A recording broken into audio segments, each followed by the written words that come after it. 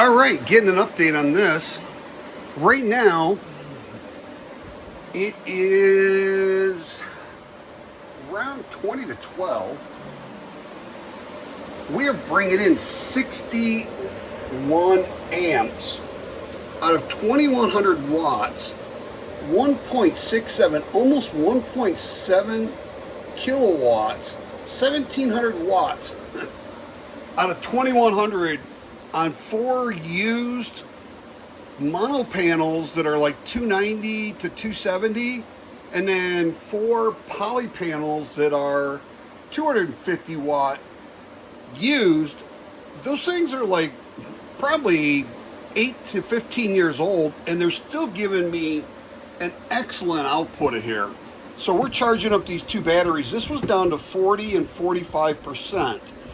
Now when these things discharge, they discharge probably 0.5 volts off. So, or percentage, it's like 5% off. So if this one's 50, this one's at 45. So, but when it gets charged up at the end of the day, they're back to 100%.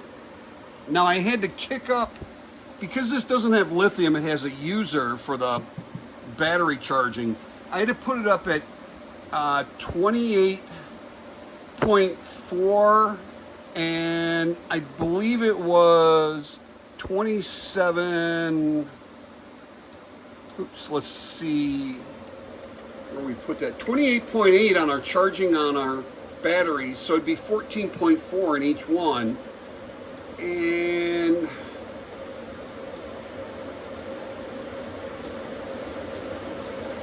it was 20, I want to say 20, no, where is it?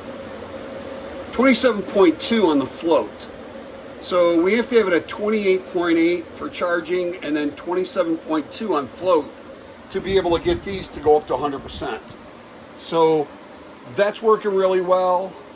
We're going to be charged up here by probably around 1 o'clock, and it was really cloudy this morning, so we got a late start. But being able to bring in that 61 amps right now is phenomenal for that. We're charging, it's saying like 45 amps on each one. So, but it's actually 45 amps going through both batteries. It's actually, well, 61 amps, but it's only showing 45 on each one. It's showing like, again, it was like 700 watts going into each battery. So basically, and then this over here is really impressive. We have 2.43 kilowatts out of 3,000 watt input, or actually you got 5,000 watt input, but we're being able to get a really good output on these things. So this is at 17 amps. This is at 17 amps, 17 amps, 17 amps, and 13 amps, and 9 amps. So we have 34, 68, 72, 82, 91 amps coming into 7 batteries. And out of that, it's like 14.3 is going charging each battery. So we're, again, it was cloudy this morning. We're at 83%, and it's going on 11:45.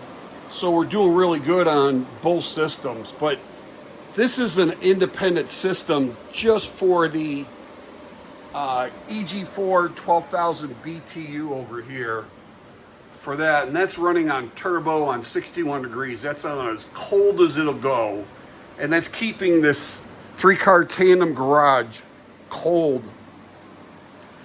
Nice, and it's like 78 degrees right now. So just wanted to give you a quick update on that. It was really cloudy this morning. And it was really, it said it was going to be cloudy all day, and I was like, oh, batteries are probably going to have a hard time charging. But they didn't. They're charging up great. Now we're at 63 amps on this. So 1.7576 kilowatts is going up to. That's insane. I mean, what's 17.6 kilowatts out of 2100 watts. What's the percentage on that? In the 90 some range. So those solar panels are doing us really well for being used and mismatched. 4 of them are mono, 4 of them are poly. So the 4 in mono on series, 4 in poly on series, and then we parallel them together to bring them in. So really happy with the input on those. But getting a little bit of shading on the rooftop on those, so I had to pull them off the pergola a little bit to make sure I wasn't getting any shading on it. And man, it's great on input on those. So the now these are running so nice. This system over here is running around 35-40%, and we're cooling down the upstairs, downstairs, and the garage. Well, the garage is on oh, so we got 31%, 34%, 40%, 35, 30, 38, and 35. So we're only at hitting around an average of about 35% on all of these inverters, and what we were bringing in was pretty good. Here we go. 1.64 kilowatts here, and 2.01 kilowatts.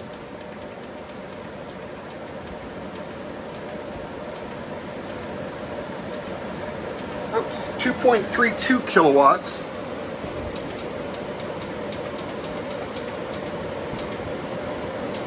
And 2.15 kilowatts. 2.18 kilowatts. And 2.28 kilowatts. So that's 5, that's 10, that's 12, that's 13 kilowatts we're bringing in on these batteries, on those inverters going into the batteries. And the batteries are charging at around 14.3 amps going into each one of these batteries. I got 7, 2 here, 3 there, and 2 there. 7 batteries. So charging up great at 84% right now, going into 10 to 12. So pretty happy with that. Anyways, just wanted to do an update on the, this is really working well. I mean, there's a lot of people that really want to set up a mini split and be able to run it 24 hours a day. And 1.71 kilowatts it's standing at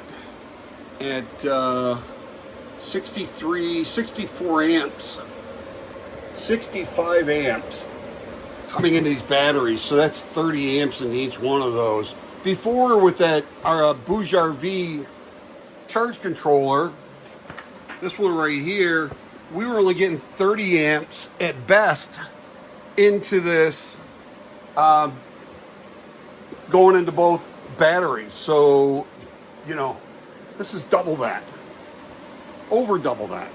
So really happy with that. Really happy with all the setup going right now, because it's going to be 116 degrees today and it's staying cool in the house. This is running on turbo right now, and it's pretty much maybe using 100 amps off of the solar panels for those or pulling 100 amps out of those batteries, but it's bringing in 1.7. So it's using 100 amps, 100 watts. So it's bringing in 1.7 kilowatts. 100 of those watts are being used for the mini split to supplement it right here. So we got really 1,600 watts coming into those batteries. So it's pretty good. I'll put the links in the description, and you know, pretty much nowadays, any of the 24 volt all-in-one inverters are going to be pretty much around the same. This one's only 145 volt DC solar panel PV input. I'd be willing to bet you that most of the newer ones, and this is 5 years old, most of the newer ones are going to be up there 300 to 500 volt input. So you can put a whole string of like 10 solar panels on there, where I had to break my string up because they were 38 volt on each solar panel, and that was actually putting me over. But because they're old, I'm not hitting that voltage at all. Like right now, the sun's on that directly overhead, and it's only 93 volts. But if you were to add up the voltage, it's 76, it's 162 volts that would be coming in off that solar panel at max.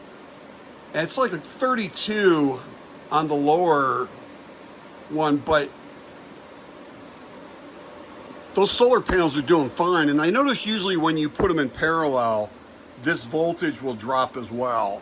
So you won't get anywhere near as close. But, you know, I honestly believe that in the early morning and late at night, that voltage might rise a little bit with the sun being at an angle like this instead of way up above at a 90-degree angle coming down. Sometimes that voltage goes higher early in the morning and late in the afternoon, late at night before the sun goes down. That's when you're going to probably hit your Pmax. But really happy with this system.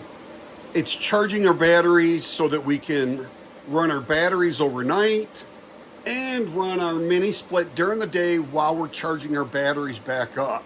So an inverter like this is probably, you can get some, they don't, as far as I know, they sell Victron, but they don't sell them with a screen on here. They have them on the phone display at Signature Solar.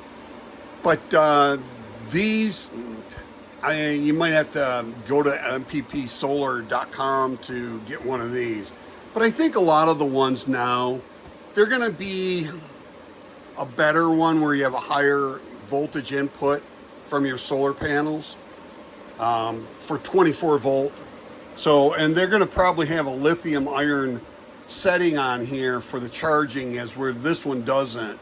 It's lead acid, AGM, or users. So, but you know, it's working good for this purpose. I'm trying to do this because a lot of people want to know what's the cheapest way to run a mini split. And you know, if you can find an inverter like this for like $400 or $500, these were around $400 each. So that's $800, $1,200.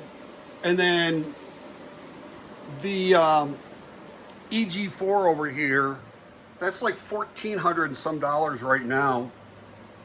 So then you got to add the solar panels, but I'm using 12 100 watt grape solar panels on this. You could use new or used. I could use actually you can go up to 1,700 watts on that. And you're gonna get, you're gonna be able to go turbo earlier in the morning and stay turbo later at night with just the direct input of the solar if you go up to 700. But I only have 1,200 on this. And it's doing fine for the purpose of what I'm showing. So you can do new or used solar panels on this. If you had 300 watt solar panels, you could do 4 or 5. 5 of those would be 1,500. It goes up to 1,700. I wouldn't go over the 1,700. Not with this. I would stay below 1,700 or below on your solar input. And make sure you put those in a string and stay, I think it's 90 to 380 volt DC solar panel input, PV input. I'd stay within that range on those. You don't want to test those things. But you know, you're talking $1,400, $1,200, and then your solar panel, those might be another, depending on use, could be another $300 to $500. So you could, for around $3,000, under $3,000, you could actually cool like a 600 square foot space and keep that at like maybe 76 degrees, to 78 degrees all day long. Now during the day when there's solar out and you're recharging your battery, you can cool your area on turbo. This cools my whole 3-car garage, which is around 600 square feet, at 78 degrees or better or less. So, you know, if it's in a house somewhere, you could probably get it down to maybe 72, 74, 76, just depending on how well it's insulated, how many windows, how often you're opening and closing doors or windows to the outside or whatever. But this should work. Now, this will work fine. This is a 24 volt because it's 212 volt in series for 24 volts. So this is going to work out just fine like this. If someone wanted to try this, that would be one option. Man, we're up to 1.83 we were just at. I mean, we're pulling some insane numbers on here. We're really 300 watts from 2100 watt total input. And that is for 8 solar panels. Man, that's like 40 watts. So we're getting, we're only losing 40 watts on the total. If it's 250 watts, we're getting 210 watts out of it on an average. Or if it's 290, we're getting 250 on average out of that solar panel. For a used solar panel, it's like maybe 8 to 15 years old. It's really good. So, you know, these used solar panels, I really like them. And, you know, when I was first starting out, that's all I could afford. So I was buying those. I mean, we're hanging up there, 1.8. Really close to the 1.8. Every once in a while it pops over that 1.8. The highest I saw was 1.83. And it's going to have our batteries charged up really soon here. 64, 65 amps coming in. So, got a nice little system. That system is totally independent of this system. So, but now we're up to 87% over here by almost noon. We were down to 35% running our air conditioning overnight. We didn't use any grid. We just used off-grid for our 3-ton upstairs. And for downstairs, we set it. It was 116 degrees out yesterday. And it was still 93 when I got up this morning at 6. So we left the downstairs on 80, but the upstairs we had it anywhere between 77 and 79 degrees. But it keeps the bedrooms like 72 to 75. So thermostat's in the hallway and it stays warmer in the hallway, but it keeps the bedrooms nice and cool. Pretty much it. Kind of gave you a 2 for 1. We went over the MPP 24 volt 2400 watt output pure sine wave with those 2 Wattcycle batteries, and then also we did the EG4 with the EG4 batteries, 18 kilowatts, and we were bringing in. The max I had coming in earlier was 13.5 kilowatts coming in to charge the batteries. So, we're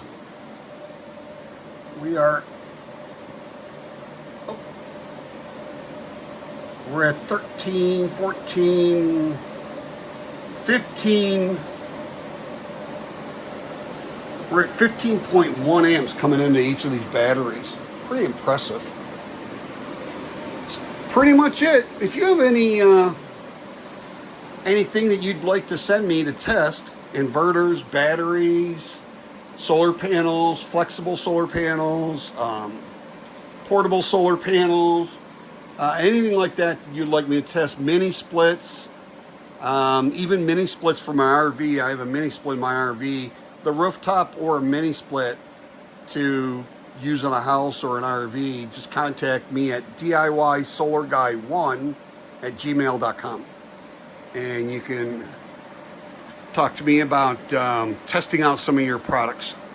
That's pretty much it. The coupon codes are in the channel description, and I'm starting to get all of the products I use in the videos listed with the links of where you can go and if there's any coupons in that. So that's it. Please like, share, subscribe, hit that notification bell, and we will see you in the next video. Have a truly wonderful and extremely blessed day.